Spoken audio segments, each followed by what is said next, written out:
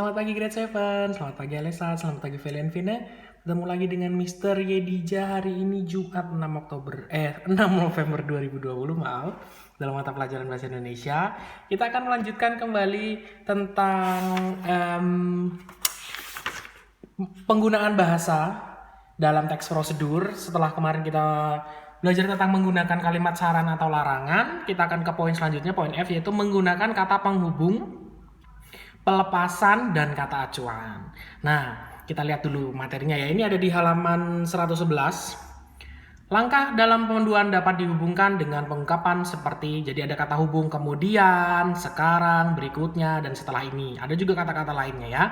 Kadang-kadang penulis menggunakan suatu penghubung yang diulang terlalu sering.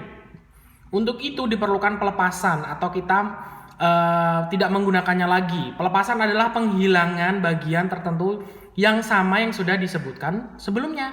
Pelepasan biasanya terdapat pada kalimat majemuk rapatan. Nah, kalimat majemuk rapatan itu sendiri adalah gabungan beberapa kalimat tunggal yang karena subjek, predikat, atau objeknya sama sehingga bagian yang sama disebutkan hanya sekali.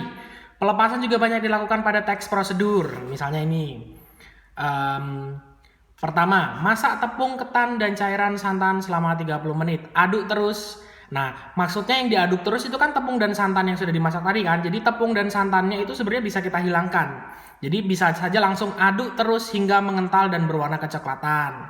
Nah, lalu angkat adonan dan setelah dingin cetak. Nah, yang dicetak itu apa? Yang dicetak kan tadi kan hasil tepung dan santan yang diaduk sampai mengental kan. Nah, jadi kita bisa aja langsung angkat adonan dan setelah dingin cetak hingga membentuk persegi panjang. Begitupun yang lainnya. Jadi bagian yang bercetak tebal ini, yang bagian bold ini yang lebih tebal daripada yang lainnya, itu adalah bagian yang perlu kita lepaskan atau yang tidak perlu kita sebutkan lagi di kalimat selanjutnya karena itu hanya pengulangan.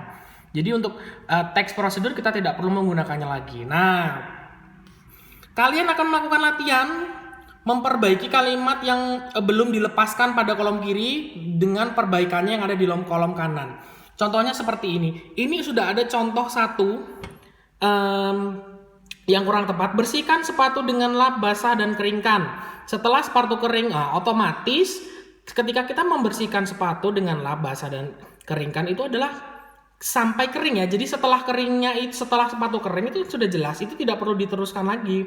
Jadi setelah sepatu kering, semir dengan menggunakan kain tebal. Perbaikannya, bersihkan sepatu dengan lap basah dan keringkan. Kemudian, nah bisa kita tambahkan kemudian, sekarang, berikutnya, setelah ini. Di sini ada contohnya ya, bisa kalian tambahkan. Jadi yang bagian setelah sepatu keringnya bisa kalian hilangkan langsung saja, kemudian semir dengan menggunakan kain tebal. Nah, ada satu hal lagi yang perlu diperhatikan, itu ada di halaman 112 ya, kita baca sebelah sini.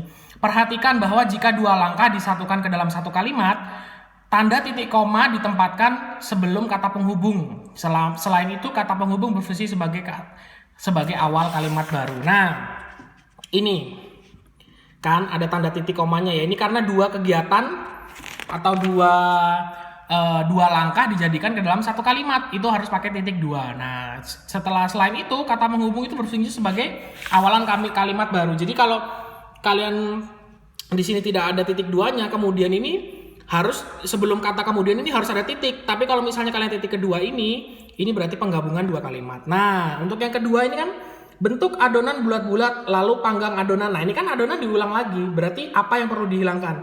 Sampai adonan. Nah, adonan diulang lagi. Berarti apa yang perlu dihilangkan? Apa yang perlu dilepas? Oke, pelepasannya apa? Yang terakhir, masak tepung, ketan, dan cairan santan selama 30 menit.